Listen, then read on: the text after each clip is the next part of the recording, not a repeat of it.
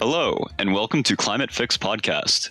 Here we dive into evidence-based solutions to climate change and various other pressing environmental issues. This podcast is created by Americans for Nuclear Energy, a pro-nuclear environmental organization. We take no money from industry or special interest groups. All donations are from individuals like you, interested in a grassroots scientific movement to solve the world's most pressing scientific problem, global climate change. We hope you approach these ideas with humanism and an open mind. Our mission statement is as follows. Nuclear energy is safe, cheap, plentiful, clean, and efficient. It has the capability to stop and reverse climate change while addressing the ever-growing demand for electricity globally. We strive to educate American citizens about this technology and to dispel misconceptions with facts. We firmly believe that both human civilization and industrialism can easily coexist with a healthy environment. Join us in helping to plan a prescription for a feverish planet, or as we like to say, a climate fix.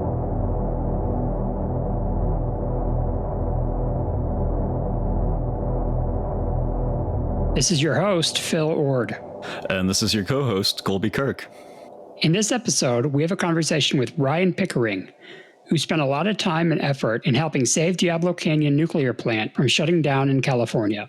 This was a huge victory for the pro-nuclear cause, given the amount of anti-nuclear sentiment in the state. He tells the story of his incredible journey in helping to achieve such a success. Additionally, we talk about his shift from working in solar to getting into the nuclear game, the politics of nuclear power and environmentalism, friends and foes encountered in saving the plant, environmental justice implications, and using the momentum of this victory to go further. Ryan Pickering is an energy policy researcher based in Berkeley, California. He studied political science at Loyola Marymount University and energy policy at Stanford University. He spent the first 12 years of his career working with SunPower Corporation to build more than 7,300 rooftop solar systems across the United States.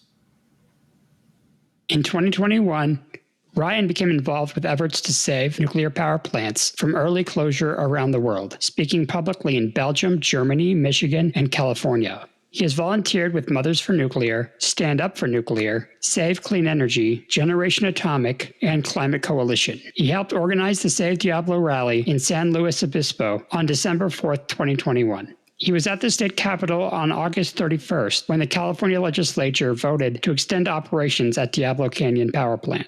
Today, Ryan is researching new business models for nuclear energy, with a particular interest in energy markets, consent-based siting, project finance, and energy policy reform. He is known for using a battery-powered projector to illuminate pro-nuclear messages on buildings and trees across California.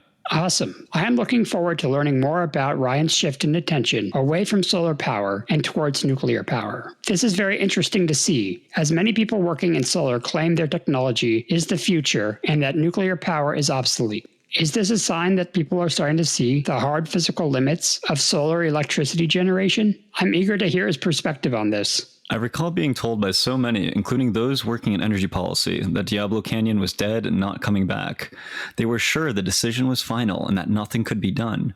Yet this was not the case, as Diablo Canyon was saved by many dedicated people like Ryan, who fought to save it.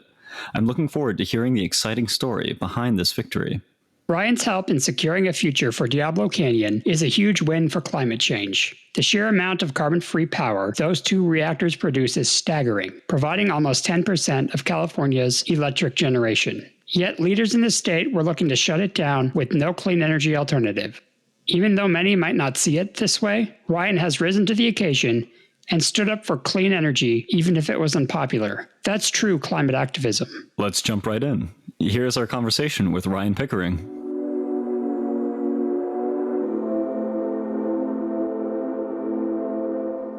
Ryan, thanks for coming on the show. Thank you, Phil. It's an honor. Thanks, Ryan.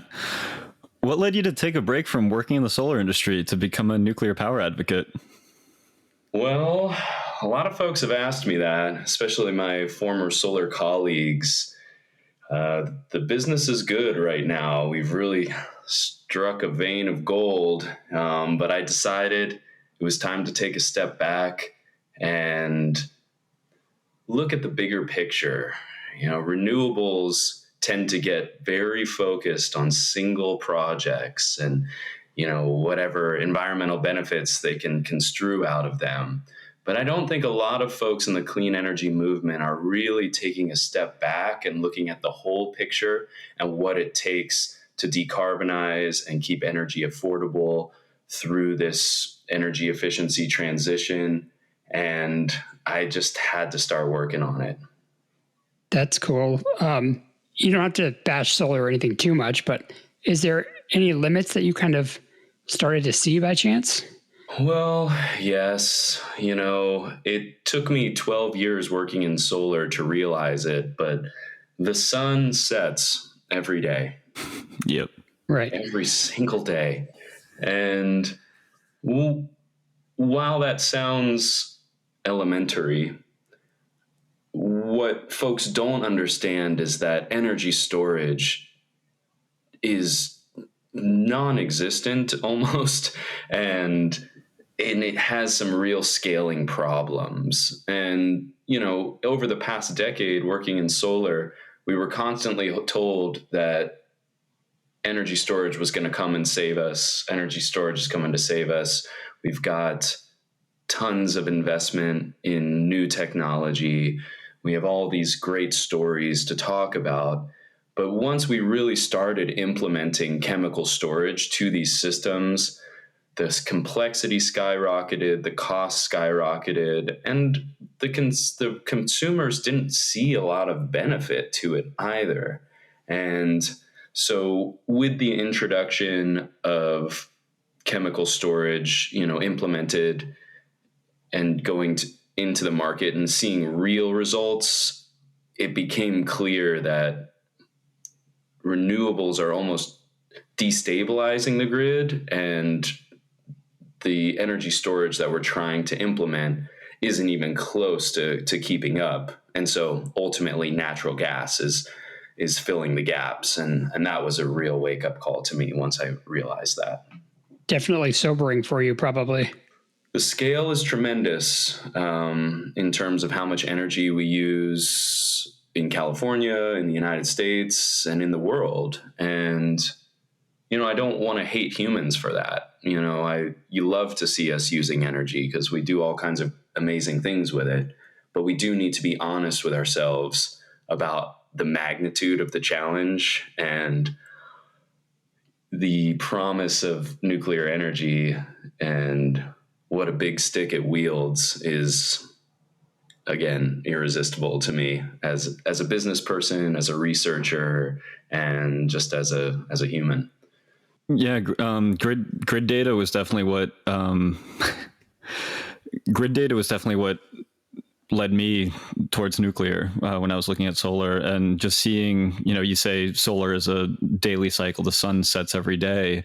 And, well, in a lot of places, sometimes it's not even sunny during the day. And there's also the seasonal aspects that even if we had a solution for storage on a daily cycle, there's the whole seasonal aspect, which expands that on another order of magnitude and more.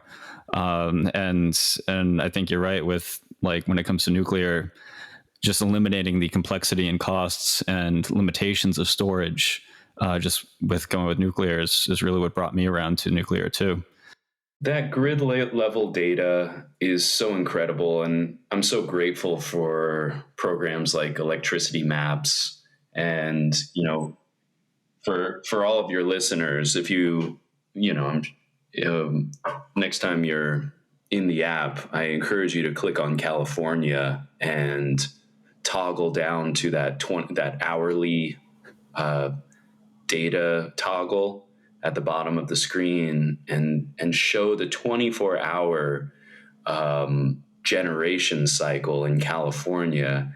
And you'll see almost a breathing organism where the solar blasts on to an enormous extent during the day. and the natural gas goes down, and then at night the natural gas snaps back up. And it's, living in California my whole life and seeing the almost 2 million solar power systems we've built here, uh, it's a little bit frustrating to see just how reliant we have allowed ourselves to become on natural gas. And it's not something that's it's a conversation that's starting to occur, but it's not even polite to really talk about it, because in California we prefer to see our solar panels and pretend that they power our lives.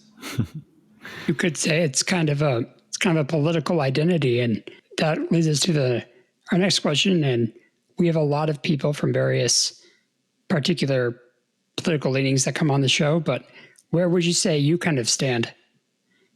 Yeah, I grew up in a conservative household, in that, like, my parents are from small town Pennsylvania and were involved in the church. And so that was my upbringing.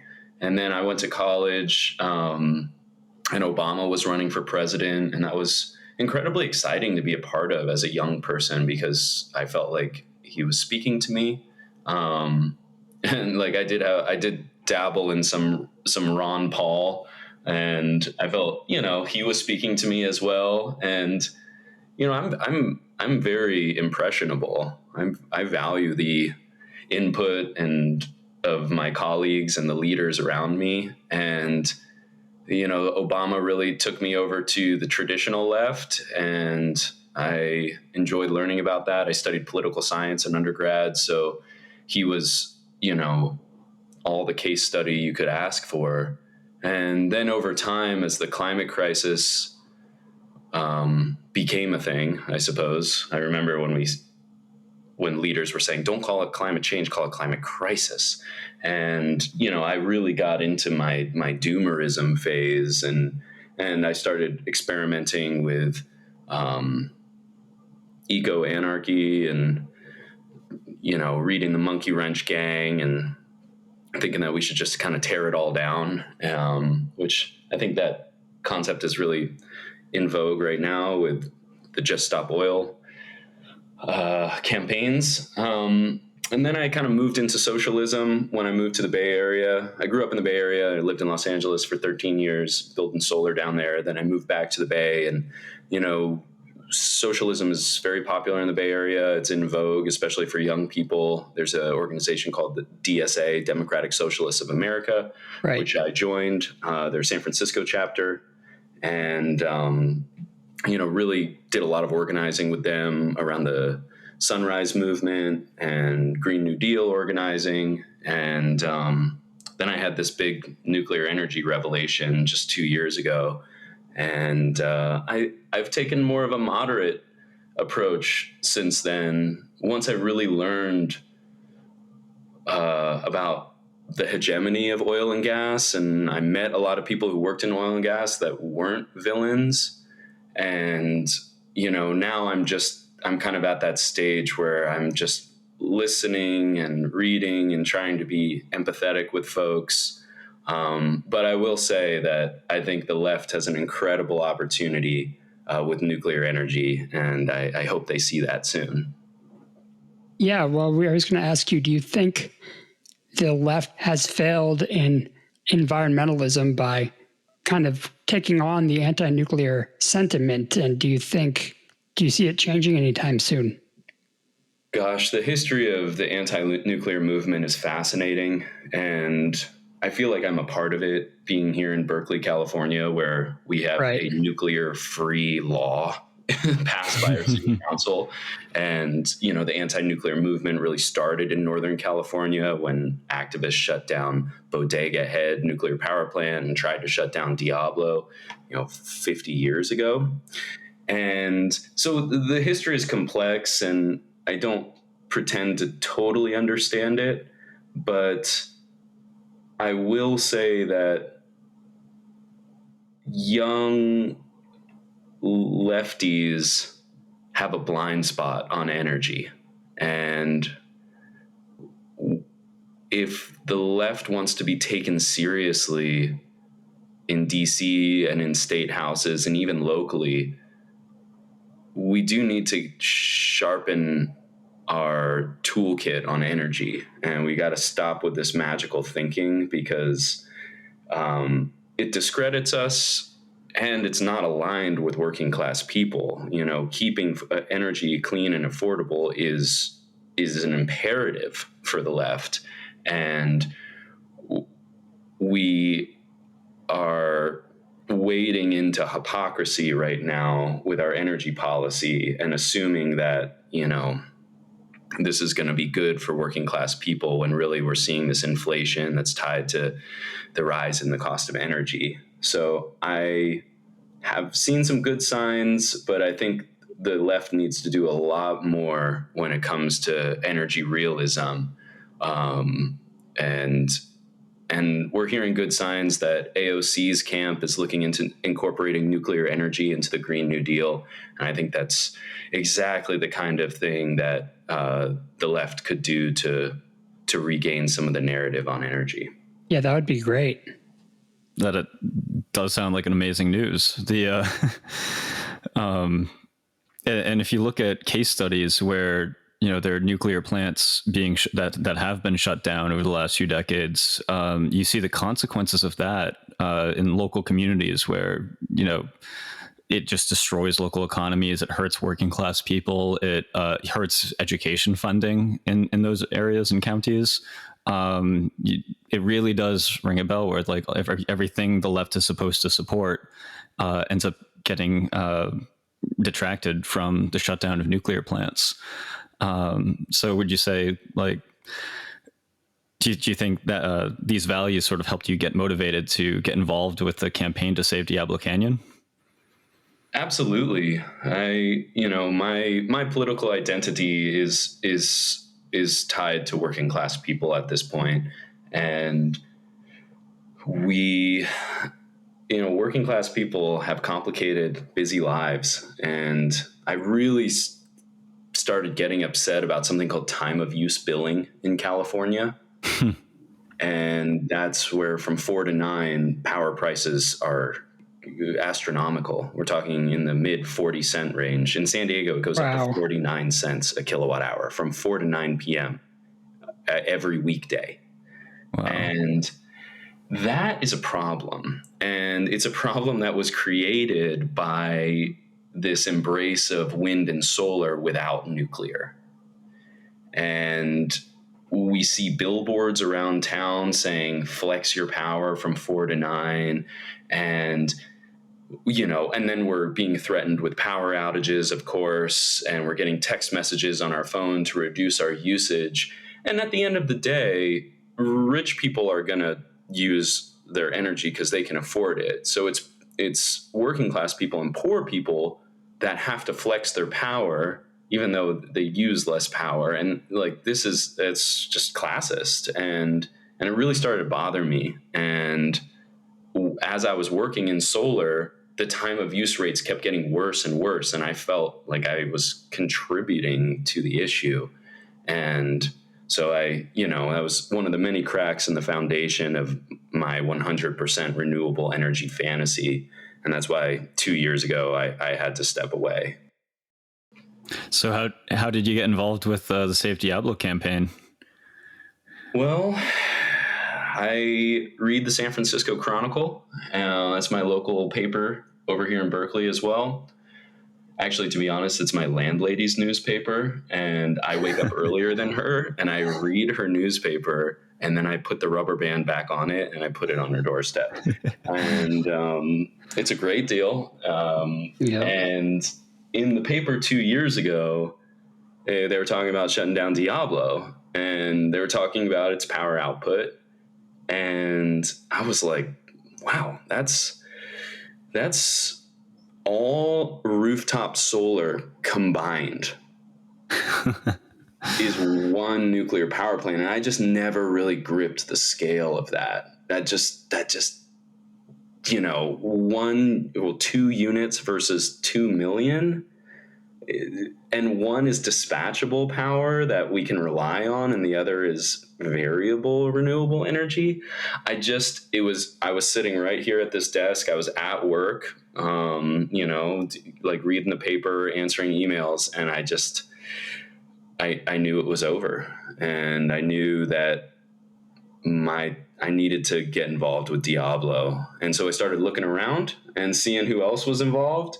And I found a pretty ragtag crew. And I'm so thankful that I did. And, the pro-nuclear movement has been so gracious to me. A little skeptical early on because I was this like solar dude coming in. But folks like Paris from Stand Up for Nuclear, Isabel Bemeke from Save Clean Energy, Mark Nelson from Radiant, the folks at Generation Atomic, the folks at Climate Coalition, they were all like, yeah, no, there's room on this bus, and like, tell us your story. And here's what we're thinking about Diablo. And we all just started meeting on a weekly basis on a Save Diablo Zoom call. And we started coming up with some crazy ideas to get headlines. And I guess the rest is history. Nice. Well, do you want to give us maybe a rundown on some of the actions you worked on with these people to assist in saving the power plant? Sure. We were meeting on a weekly basis. There was a lot of ideas being thrown around. I was threatening to handcuff myself to the gates of Diablo Canyon in protest. And nice. that was politely shouted down. And, we're so lucky that we have so many brilliant young people working in this space who said, we've got to take both an activism approach and an advocacy approach. We can't just make a bunch of noise without really giving a solution or an alternative or a pathway forward. And, I think that's what a lot of these like anti-oil activists could learn from the pro-nuclear movement is like, we came correct seeking audiences with people in power who could actually make a difference. And, one group I didn't mention who's really the spiritual leader of our group is Mothers for Nuclear out of San Luis Obispo. Yeah, they're great. Mothers for Nuclear is Heather Hoff and Kristen Zaitz, and they both work at Diablo Canyon for PG&E. And they brought the clarity and method and kind of righteous fury to make this happen, because to hear from someone who works at PG&E saying like, I'm not going to respect this muzzle and I'm going to stand up for what I believe in, it felt edgy. And they, just naturally took on the leadership of our groups. And they weren't.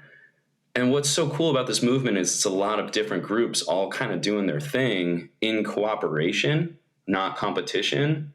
And so things really started rolling. And we all agreed to meet up in San Luis Obispo. And my friend lives there and he's got a boat.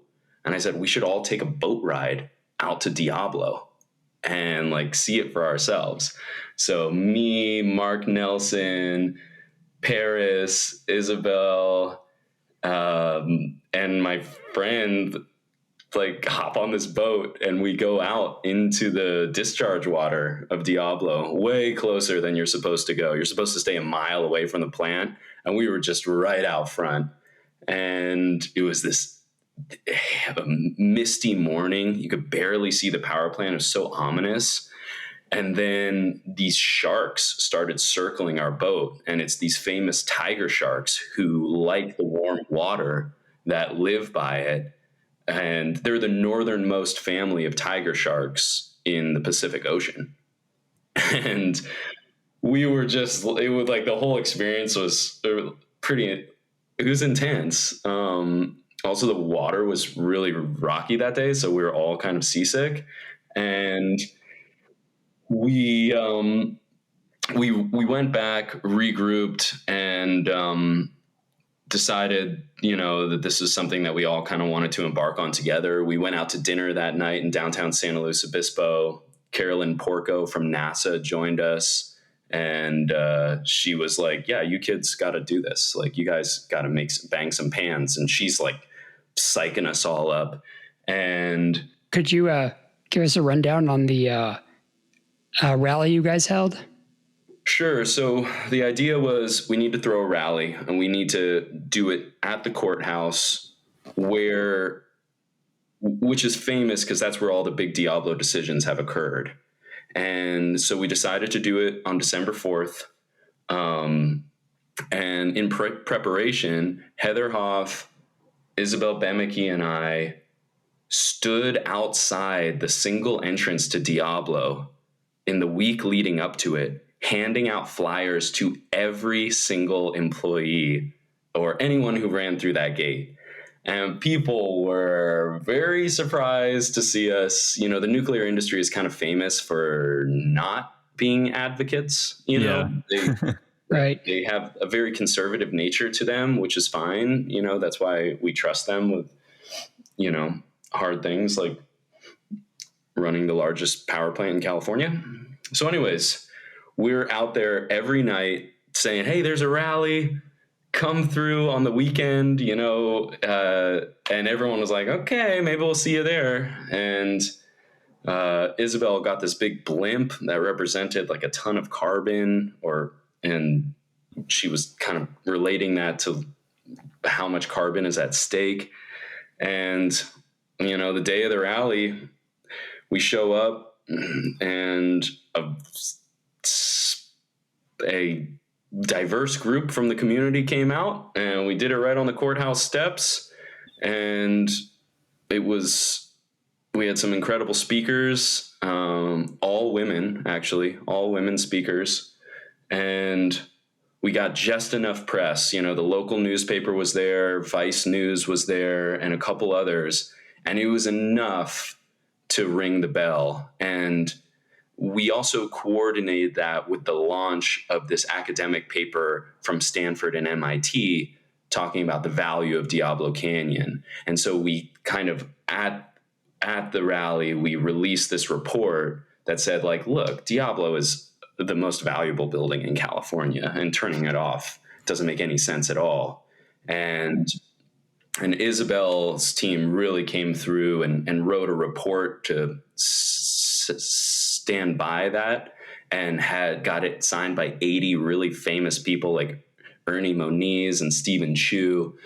So it had just enough gravitas and press and people to grab national news, and we knew it was saved by that day onward. We didn't know how it was going to happen, but it just felt right, and we had the support of the community. Right around then, a poll on the local newspaper came out, and it was like 94% of San Luis Obispo residents supported the extension of the plant. And so we knew that even though thousands of people didn't come out, we knew that we had the support, like the community consent, to really continue to make some noise. And that's what we've done over the past year. And there were many other steps along the way, but that rally on December 4th in San Luis Obispo was really a highlight. That's how it's done. That's amazing. Now, in the process of doing all of this, did you encounter any like powerful forces at play, or any opposition that seemed to sort of see what you were doing and jump on to try to stop you from doing what you were doing? From the get-go, the usual suspects were on to us. In the press that we got from that rally, of course, the journalists sought out a group called Mothers for Peace. And Mothers for Peace is a 50-year-old anti-nuclear group based in San Luis Obispo, or one of the most famous anti-nuclear groups in the world.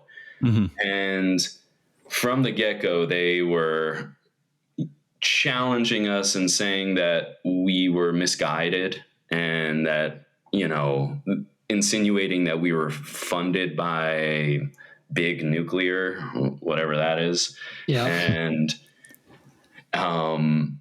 that was to be expected. We kind of knew they didn't like us. And then it was a little bit less expected to see the NRDC really put up some resistance and publishing a lot and just trying to discredit us. And that was really led by Ralph Kavanaugh, who's a famous attorney at the NRDC, who his biggest accomplishment was getting an agreement to shut the plant down in 2016 and again in 2018. So this is kind of his legacy at stake. Yeah, that's his resume. But it hurt when people write disparaging things about your character, it does hurt, especially in a vacuum. But thankfully we've got this group call and we all kind of are like in it together, and it just served to psych us up more. And it sharpened our own arguments, because we were able to say, like, well, what is Ralph Kavanaugh saying? He's saying that nuclear doesn't have value on the grid. Like, what does that mean? And thankfully, in our group, we have members of utility companies in California who are pro-nuclear, who are saying, like, well, here's what he's insinuating, but here's the actual data. And so we had folks on the inside who were like feeding us incredibly deep utility perspectives that we could advocate, and it just supercharged our critique. And, as everyone knows, when you're trying to sell an idea, the worst thing you can do is talk poorly about your competitor, because then it builds empathy for the other side.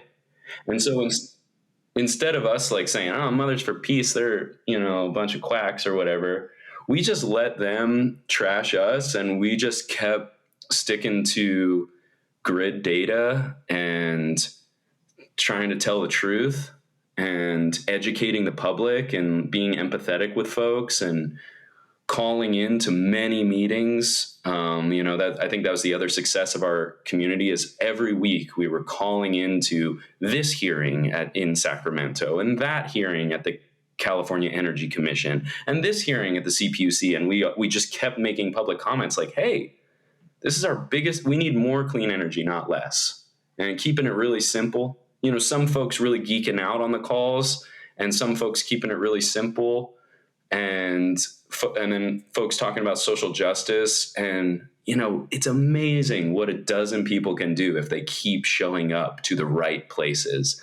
And, credit to Stand Up for Nuclear and Save Clean Energy. They told us what was important, and Generation Atomic. They told us what was important today. Like, hey, if you're pissed off, dial into this call and make a really polite recommendation, because smart people and influential people will be on that call. And it's just by being pro-nuclear publicly, we were giving cover to our elected officials. And I think that's so important with nuclear advocacy, is just showing up and creating space for people to also be pro-nuclear. Because currently there's so much anti-nuclear stuff out there, it feels too daunting as an elected or as a civil servant to be pro-nuclear. But as soon as folks start calling in and saying, like, hey, let's think about this, and sounding rational, that I really believe that our little movement created the space necessary for elected officials to take the courage to make the legislative step that they did. Yeah, like you allowed Governor Gavin Newsom to be for it and have some credibility to keeping the plant open, because other smart people were promoting that worldview, and it gave him the ability to, actually change his mind on some nuclear stuff. Yeah, and he's, comes from a famous anti-nuclear lineage, and we thought that we knew we could change his mind, because insiders at PG&E were telling us, hey, like, we actually don't have enough power. That's what became clear. And of all the things, I wish it was the clean energy or the innovation that changed California's mind, but there was a report done and we were short 1,800 megawatts or whatever. And it was like, well, we got a 2.2 gigawatt thing right here, Yeah. And so that things moved pretty quickly, but credit to the governor, he moved first. Him and Dianne Feinstein, of all people, really were like, hey, reality check. This is important. And, I really respect when elected officials are able to pivot. And I don't get, sometimes, I get jaded and everything's politics. But at the end of the day, like, people are people and people do want to do right by folks. And obviously, like, power outages are political suicide. So we can understand why the governor was motivated to do that. But we learned later that he had other motivations that we can talk about. And he gets my respect for that as well, specifically when it comes to local tribal groups. Yeah, and I just wanted to bring up one more point. You talked about kind of letting organizations like Mothers for Peace kind of continue to do what they were doing and just sticking to your guns with the facts. Because I saw that Vice News video clip where that lady said blackouts are not that big of a deal. And I think because of that, that really helped people be like, yeah, that lady's a nutcase sometimes. Phil, that was really a turning point. That Vice article got a lot of play because it had a video associated with it. And while it wasn't totally like, I didn't like the slant they took on nuclear. They just kind of took like the skeptical and scary slant as usual. Yeah. But the leader of Mothers for Peace did advocate for daily power outages. And that really, when we called in and testified later, we heard people calling in saying, hey, I saw this lady say that power outages were okay, and I want to let them know that power outages are not okay in my household, Right. And so it really like engaged the local public, and it got it out of this just like,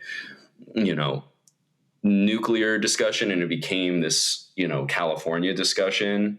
And like you said, you kind of just let your adversaries speak their piece, and sometimes they get caught slipping, and especially when they're not on the side of physics. And the anti-nuclears became increasingly unhinged as we were testifying, because this was over many months we were testifying, and they started saying all kinds of crazy things, and they started questioning vaccines, and they started bringing up really wild stuff because they were kind of floundering. And as it became clear and as more people endorsed the extension of the plant, they were yelling on the phone and in person. They were going sometimes in person. And this all served to discredit them and build empathy for our cause.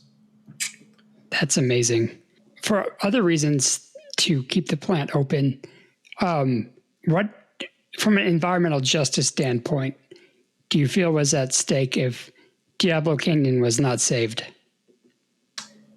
Well, one of the members of our movement, his name is Guido Nunez Mujica, and he lives in San Francisco, recently became an American citizen.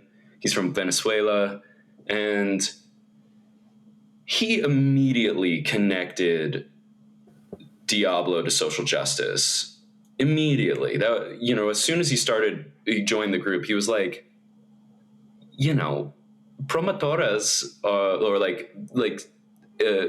Latina women, like, they don't have time for time of use metering. This is not on their radar, and it's just like a regressive tax on working class people. And when he was calling in, we all kind of got good at our testimonies. We were all speaking this kind of like broad coalition. And he just came in and he's like, look, I'm an immigrant.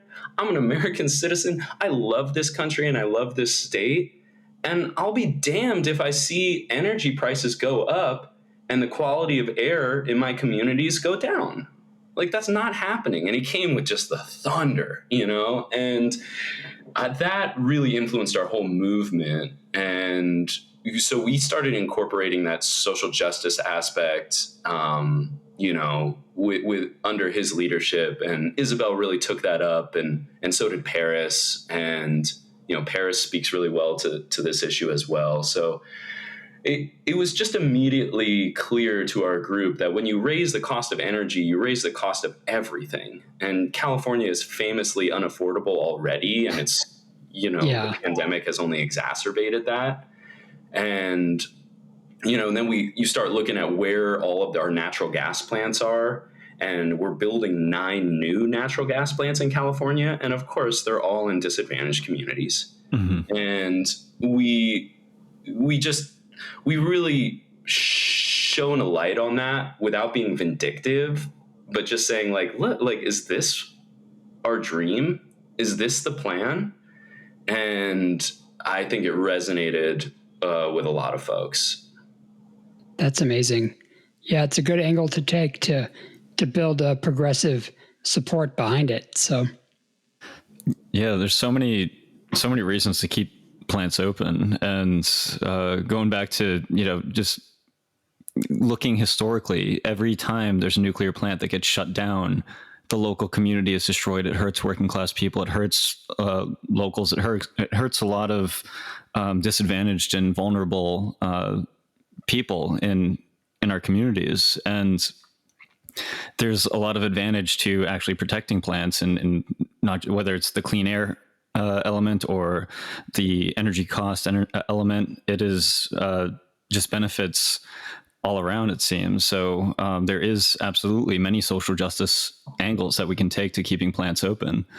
So like now I'm like more curious to hear about this, where you found unexpected support for keeping the plant open. Yeah. So we're kind of preparing for this rally, and Isabel and her organization Save Clean Energy is out there chasing all these famous scientists and getting all these signatures. And we're also calling our local representatives, and a local city council member spoke at the rally as well. Her name is Dawn Ortiz Legg, and she was really brilliant. And to something that I thought of was, I grew up in California and grew up learning about the colonial history of California is something called the mission system. And the Spanish kind of colonized California and plopped down all these missions. And that was romanticized 20 years ago. And today it's critiqued more honestly, in that, these missions brought disease, and then the missions ultimately forced assimilation of indigenous groups, and kind of took, and in documented cases, took children away from their indigenous parents and raised them on the mission. And, between smallpox and other diseases affecting 80% of the indigenous population in California in like one generation, and this kind of this forced assimilation, the landscape of California changed very quickly. And that's true in San Luis Obispo as well. And San Luis Obispo has a famous mission, downtown San Luis Obispo. It's still standing. And I got curious about the indigenous history, and I looked it up online. There was a few tribes that had claimed the region, and it became clear that one tribe had a very strong claim to the land and well documented, and they're called Yaktichu Tichu Yaktilhini, or known locally as YTT tribe. YTT, Yaktichu Tichu Yaktilhini. And in their language, that means the people of the full moon. And their website is incredible. I'm like watching these YouTube videos they're Dropbox videos they host on their website. If you go to yttnorthernshumash.org, they're part of the greater Chumash nation, but they have their own language and history. And they're telling this story about how they're resilient and they're still here, even though the mission was built right next to their capital and their land was stolen from them. And they were never given any restitution, nor do they have any state or federal recognition. And yet here they are, and they're part of the community. And it shows the people, and like the people look very diverse as well. And I said, I got to get in touch with these people. And so I fired up old LinkedIn, which is my favorite platform. And I found one of the tribal leaders, and in the lead up to the rally last year, I said, hey, we're talking about saving the plant, and we would love to get your opinion on it and your insight. And I said something. I tried to be really respectful. I just said, like, we don't even really know what we're wading into here, and there's like a lot of history that we don't know, but we would be so interested to learn from you. And I immediately got a reply from them, and they said, let's have coffee. And so Heather Hoff, Isabel Bamaki, myself, and Scott Lathrop from the tribe met at a coffee shop in downtown San Luis Obispo the day before the rally. And Scott told us some incredible history of his people and how their land was stolen and how their consent was not granted when they built the plant. But he also told us another side of the story, in that 4 members of the tribe helped build the reactor and were on the concrete pouring team. Wow. And how many folks of the tribe have worked at the power plant, and how members of the tribe work at the power plant today as operators, and how many people in the tribe love the plant and see that it brings a lot of value to the region. I mean, it's like the second largest employer in the region, and it provides $20 million in tax revenue a year. So this thing is, it's valuable to the community, and the tribe is part of the community. The tribe has no land or reservation. They live in town. They all went to the local, I shouldn't say they all went, many of them went to the local university, Cal Poly. They have tons of pride in the region, and they're pragmatists, live in today's world. And Isabel basically said, okay, no matter what happens, like, we're with you. No matter what happens to the plant, we're with you. And Heather and I were like, yeah, agreed. What are we going to say? And they said, we want our land back. We want 12,000 acres back. And we're like, oh, sounds like a lot, And they said, and we won't settle for anything less. It's our land. And he told us that their capital was in downtown San Luis Obispo, and they had 5 fishing villages on the coast.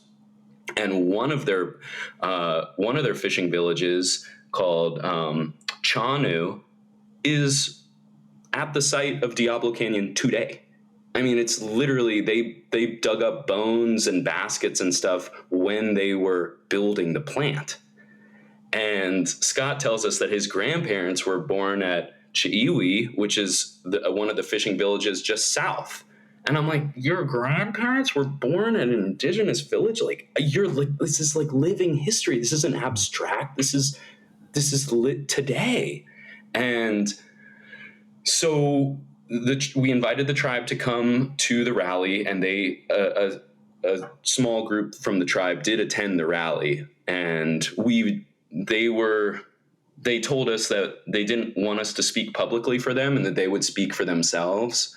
But we've maintained very close alliance with them over the past year. And in fact, they've given us a lot of strategy that ended up working, including their appeal to the Governor Newsom. And that's what really tipped the scales, is the tribe calling Governor Newsom and saying, hey, this is our land, and we support the continuation of Diablo Canyon Power Plant, but we need to get some input here. We need to be at the table. And credit to Gavin Newsom, his office replied the next day when they received the letter. And, the tribe has met with the governor's office many times. And the legislation to save Diablo, which passed 2 months ago, has a lot of language for YTT to reclaim their homeland. That's so cool. That's amazing.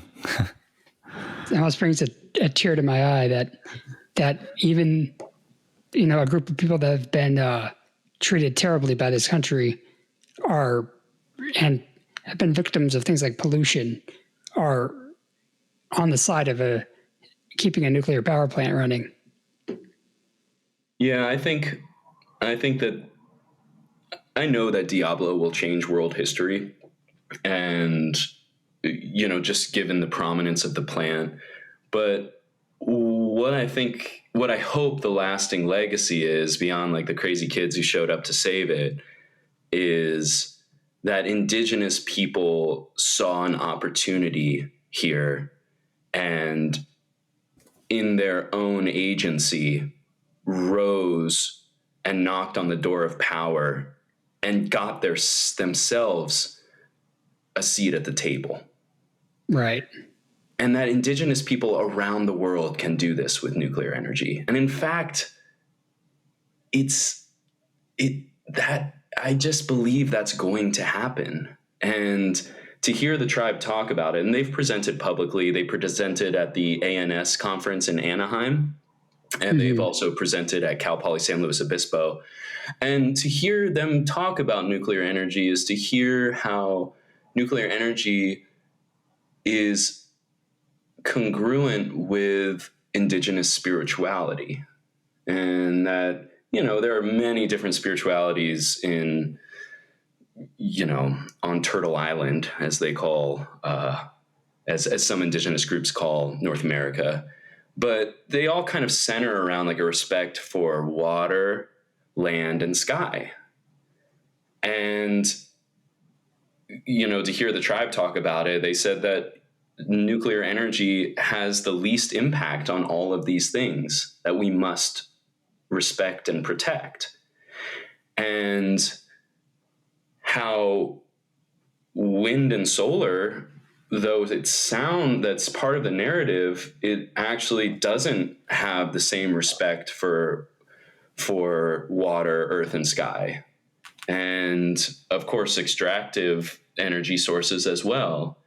And, the tribe is actively trying to speak with Deb Haaland, the Secretary of Interior, an indigenous woman. Right. And they hope to share with her their perspective about nuclear energy, because at least in the United States, nuclear energy is not viewed very positively by indigenous groups. There was a terrible tragedy in the Colorado Plateau about uranium mining in the 1950s.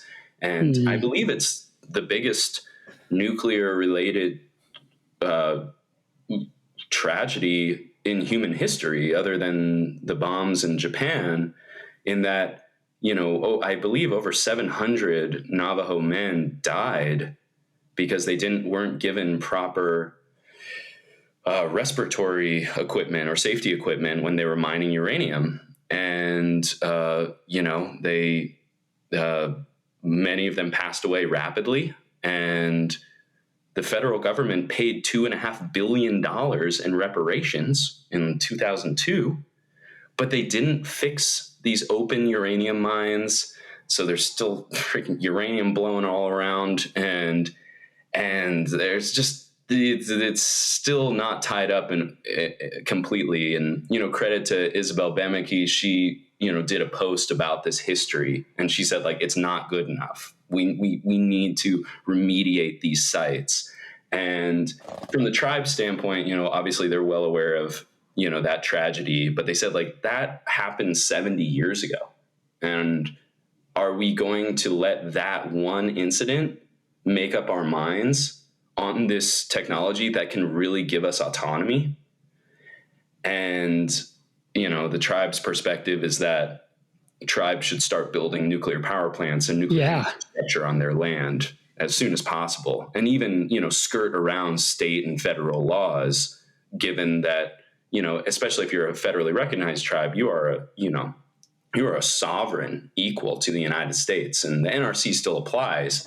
But, is this an opportunity for indigenous people? And we haven't heard the end of that story, but it's incredible to see the leadership coming out of YTT tribe and the world doesn't quite know this story yet, but I think they will. And I'm so honored to share it on this podcast. It's great to hear. And besides this amazing support from the indigenous tribe, what are some other people you admire most in this movement to save Diablo Canyon? I got to come back to Mothers for Nuclear. Their leadership has been so steady. And no one even pretended to know what was going on. And I think a lot of people really checked their egos at the door and just said, hey, we're all coming together and trying to figure this out together. And sure, Mothers for Nuclear were leaders, but there were many leaders. And I guess the support, or the thing I'm most blown away by, is the Congress of all of us coming together and making it happen. And in a way, with no top-down power structures, there was no bosses, there was no money exchanged. It was just people showing up because they wanted to, and because we had built a subculture around it. It started becoming all of our identities as we wanted to save Diablo. And sure, like the group chat's got 50 people on it, but only, 15 were really like doing anything. And we did it with the support of the other 50. Don't get me wrong. Like, people were cheering us on, and then like the greater nuclear energy advocacy community. But the fact that like these disparate groups can just kind of come together to do what's right and leave their egos at the door and just do it, not for money, just to do the right thing. It blew me away. And, roping back to YTT tribe, there's this knowledge that Scott Lathrop shares, and he says, it's never too late to do the right thing. And that was some knowledge that I shared in our group, and that even if we make mistakes, that's okay. You can just apologize, or like we took the wrong strategy. That's okay. We'll just do a better strategy. And there was just so much grace.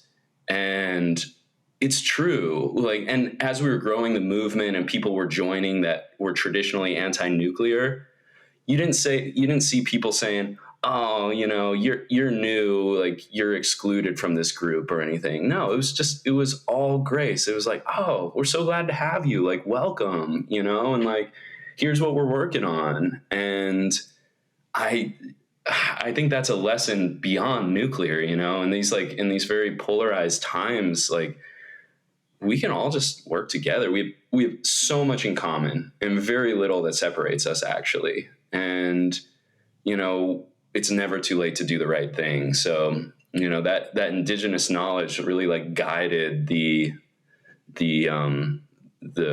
chaotic organizing of our group. And I'm just so thankful the way it worked out. That's amazing. It's people coming together, shared cause, and doing the right thing, and letting that guide and organize the way forward. And we witnessed the success of that too. So now that you see that like Diablo Canyon is like saved for the moment, for the next few years at least, do you see more direction on where this movement can go? Like what might be next with maybe legalizing nuclear in California?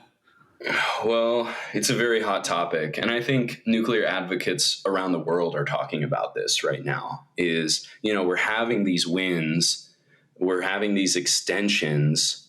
Should we be happy and shut up and just like take the win? Or do we like take that inch and seek another mile? And I think that's an open question right now. And I've had discussions about it all week with my colleagues, and I see the full range. I see the bit by bit, like especially in Germany right now, because they only got a 3-month extension, or maybe it's a 5-month extension as of today. Underwhelming.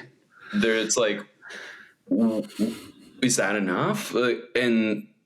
Or should we go bigger? And I will say that our movement in California wants to go bigger. There are members in the group who want us to be very careful about our messaging.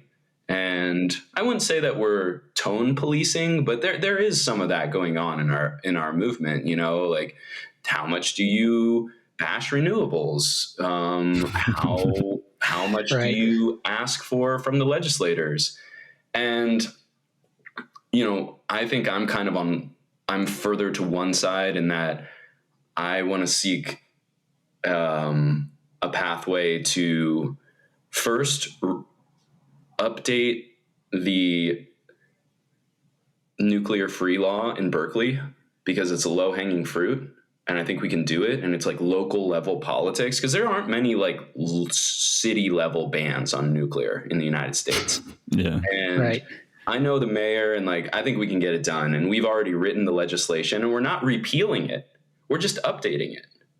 And it was written in 1986, and it was against nuclear weapons, right? But it barred all nuclear from entering Berkeley, and it's creating like research issues at the university. It's crazy. I was gonna say, like, that'll get in the way of cancer research, depending on how it's worded. And that's what it does. And so we're going to reword it that like civilian uses are okay and military uses are not. And so, shout out to Brendan Pittman, one of my associates, for really digging into the language, because you really you got to read these bills. You got to read the language and then come up with alternative language, and you have to put that language in the hands of your legislators, and they have to freaking vote on it, and it's very nuts and bolts, but it's real, and it's democracy, and I'm very thrilled by it.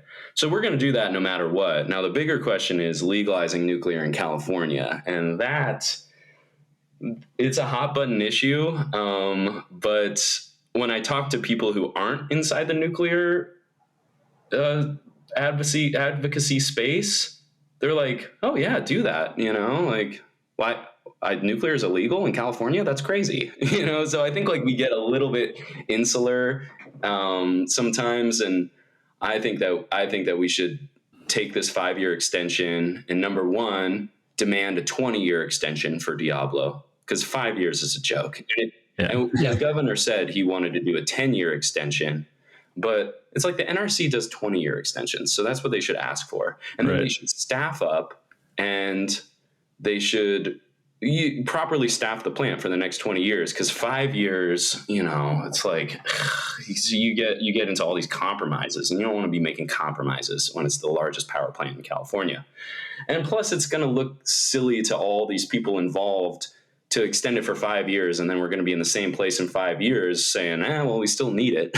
Turns out the sun still goes down at night, and these natural gas plants that we proposed are still probably won't be online by then because of all the environmental issues that they're posing. So we're going to ask for 20 years and then ask for another 20 years. So it would be 2 20-year extensions just to reach its designed lifetime. And then finally, we're meeting with legislators in this off season coming up in November and December, and we're going to be equipping them with ideas to repeal or modify the nuclear moratorium in California. And there are 2 big sticking points, gentlemen. Number one, to build new nuclear in California, you can do it. It's not illegal. You just can't do it until these 2 requisites are met. And that is, number one, a long-term storage facility, BARF, and even the Department of Energy is that's not happening. The Department of Energy is we're going to do interim storage for the next 50 years. And it's fine, good, put it in my garage. How much would you pay? Let's get it going. And then the law also states that we need to have a recycling facility in the United States before new nuclear is built. That's illegal. Yeah, it's that's just way out, and that was all designed when this law was written to just say, oh, we're not outlawing nuclear. We're just saying it's never going to happen. And So, we're going to be updating the language to hopefully just abolish both of those. And we saw it in Connecticut, like miraculously, Connecticut just repealed their moratorium, like in the darkness of night. No one even really cared. And I called into a Connecticut legislation today with my colleague, Tim Smith, brilliant guy. Shout out Tim Smith. Oh my gosh, encyclopedia of nuclear. And, we were like, hey, are you guys actually going to build new nuclear? And they're like, oh, we don't want to talk about that on this call. And they're like talking about their energy future. And it's like, well, it's legal now, so you could. And they're like, thank you for your input. Please submit on an online questionnaire. And so we're seeing these moratoriums coming down. And it actually isn't as complicated as we think. And especially with the electric vehicle mandate in California, if we're serious about that, then it's like 1 + 1 = 2, like we're not going to do that. And to the credit of the governor's office, when they were testifying in the Senate, California Senate, about Diablo, they said, we will need new nuclear to keep up with California's demand. And I was like, that's all I needed to hear. Right. A big keyword right there, new nuclear. New nuclear, yep. So I think that we need to double down on, we need to be careful and thoughtful about how we present this new nuclear thing. What we don't want to do is just throw a can of soup at a painting and not have, I saw that. like have a plan. And that's why, before we start calling for that really thoughtfully, we want to have the legislation ready so we can like hand it to our legislators. So if they say, okay, that sounds like a good idea, which this happens all the time. Like legislators say, yeah, no, I like that. It's like, okay, here's a sample bill text of exactly what it would need. And they're like, okay, could you help me build coalition? And then we start calling other legislators and we make it happen. And so it's combining, it's activism and advocacy. So like, can you just do all the like detailed work for me and sell it to me, then I'll sign it and show that constituents will be supportive. Exactly. You can just replace that coal furnace with a nuclear reactor in Wyoming, and I'll sign off on it. It is helpful when politicians are like pragmatic like that, where it's like, yeah, they know this is a better way to do things, but there is a lot involved, a lot of knowledge, a lot of expertise and advocacy and coalition building that needs to go into these things. And yeah, I think like Connecticut has one operating nuclear plant right now, Millstone, I believe. And that provides a significant, like that's one of the 2 remaining nuclear power plants in New England and providing substantial power at the same time. And there's room on site to build more nuclear at Millstone. And technically, that is the only thing that is legalized in Connecticut is building new nuclear at Millstone. I believe it. I know that like over 30 states have some legal framework that basically prevents new nuclear power plants from going up by some means or another. Even if it's like, oh, it's legal, but you have to satisfy these other 2 requirements that are prevented by federal law or like, some other hurdle that is designed to not be jumped. And what we need to jump them is really just public cover, public support.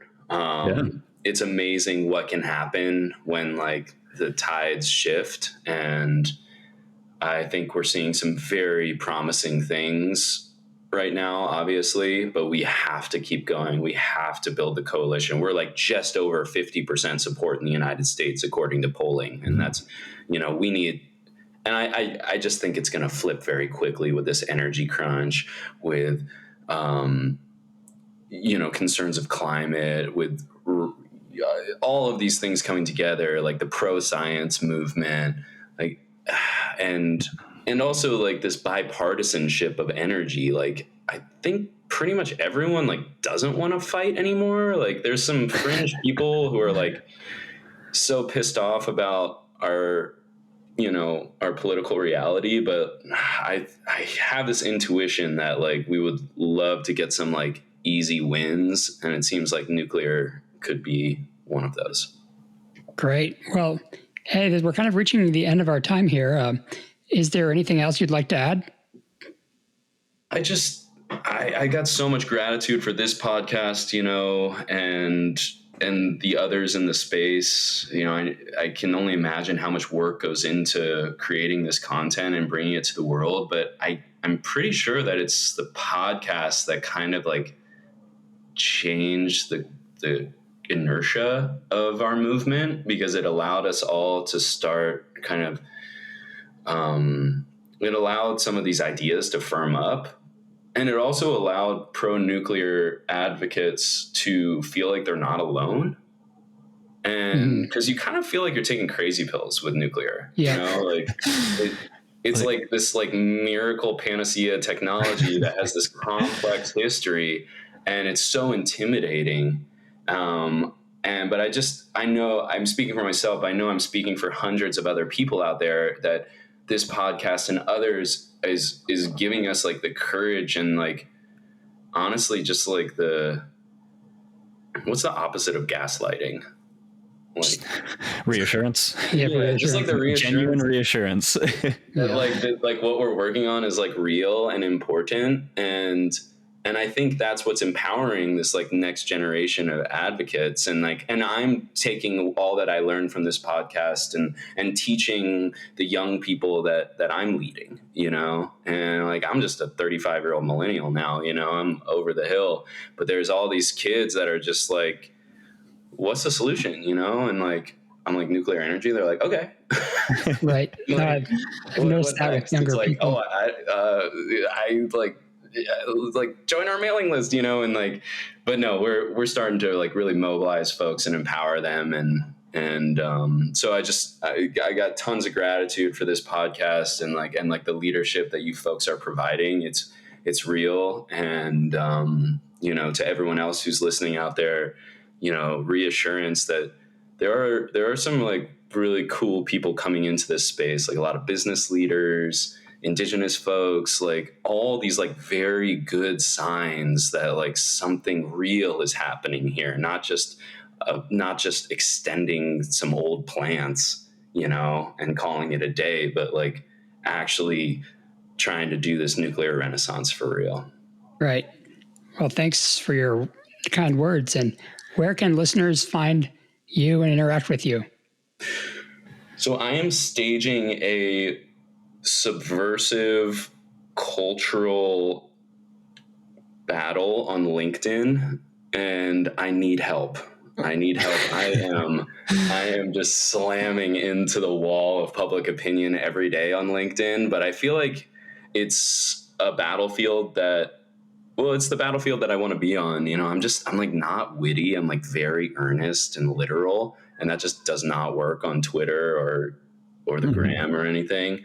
But I have found that LinkedIn is a very literal place, and people's full names and occupations and coworkers are on there. So when people post on LinkedIn, most people respect that, like, people, like, it has an effect, like it has a real effect on your reputation when you post on LinkedIn. I'm not sure everyone realizes that, but like pretty much they do. And so when you get some interaction on LinkedIn, like, first of all, it gets tons of views. I mean, I got like 400,000 views on a post on LinkedIn, and I was like, damn, Jesus. I only have 5,000 followers, so that's like pretty dope. And you've got a lot of business leaders who can vote with their wallets and are like looking for business tips, and we've got to instigate all modes of our economy towards nuclear, right? And so I just, if y'all could connect with me, Ryan Pickering on LinkedIn, my job title is energy policy researcher. You'll see I worked for SunPower for many years. I worked in solar for 12 years. And, most of my followers are renewable energy folks. And I'm kind of like counseling them through, including getting over their nuclear fears and incorporating nuclear energy into our clean energy goals. And if just liking my comments, y'all, like, I knock on the door of like big people in power on LinkedIn. I just go for it. And when my comment gets 5 likes, like amazing things happen. And I get engagement from business leaders saying, well, nuclear's tough, like that's against the grain, but I do see some real value in firm grid assets like that, you know? And then you've got like a big business leader saying that publicly. I think it's changing things. And connect with me there, and you know, I'll endorse you for whatever. I'll write you a recommendation. Like I will hook you up on LinkedIn. Just find me there. Nice. Already added. Well, Ryan, this has been a fantastic podcast episode. It's very interesting to hear this entire journey of yours and all the people involved, because this is real history. You know, we saved Diablo. A lot of people said it couldn't be done, and we're living in proof of the times. And I think it's what you said about it being like a historical flashpoint. I agree, because other local movements saving their plants or extending their plants or maybe restarting or building new plants can look at what you did in Diablo and what everyone involved did there and learn from that.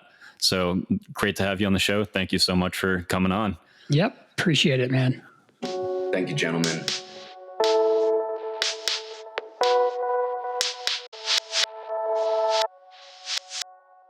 What a terrific conversation with Ryan. It was truly inspirational learning about the incredible people that made saving Diablo Canyon a reality. This has created an inflection point in the pro-nuclear movement. Absolutely. It shows how hard work, dedication, and making your voice heard can influence meaningful policy. I believe it was Margaret Mead who said, "Never doubt that a small group of thoughtful, committed citizens can change the world." Indeed, it's the only thing that ever has. Which is certainly relevant to today's story.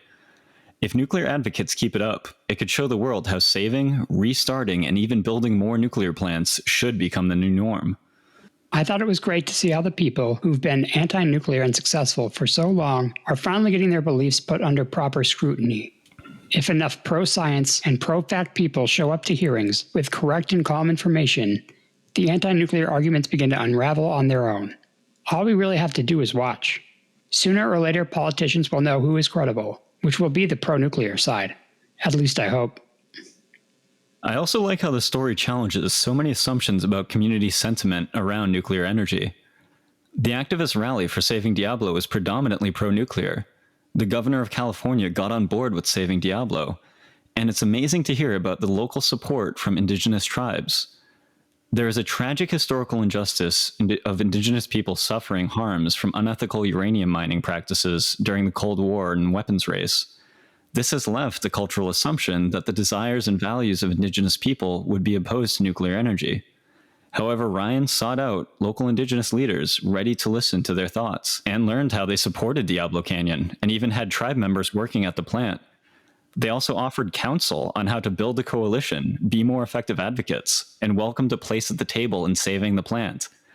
It's encouraging to hear how tribal leaders recognize and embrace the value of nuclear energy, as it does the most to respect land, air, and water with cleanliness and low footprints compared to other energy sources. I look forward to hearing more about indigenous communities getting involved with nuclear advocacy and development. Ryan's work in standing up for clean nuclear power has proven invaluable, and we hope the momentum gets much stronger. We again want to thank him for coming on the show. Make sure to find Ryan Pickering on LinkedIn and other social media. Thanks for listening.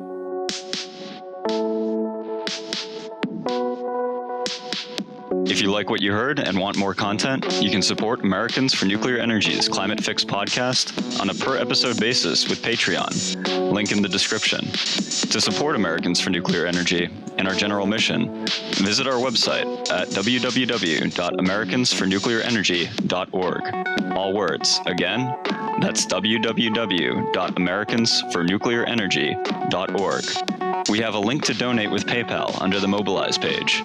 You can also purchase some Americans for Nuclear Energy swag under our store page.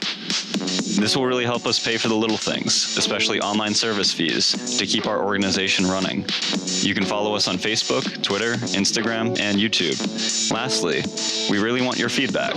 Let us know your thoughts, questions, and concerns. We have a message form on our website under the About section, or you can email us directly at main@americansfornuclearenergy.org. americansfornuclearenergy.org, all words. Again, that's main at americansfornuclearenergy.org. Thanks for tuning into this episode of Americans for Nuclear Energy's Climate Fix podcast. We'll see you next time.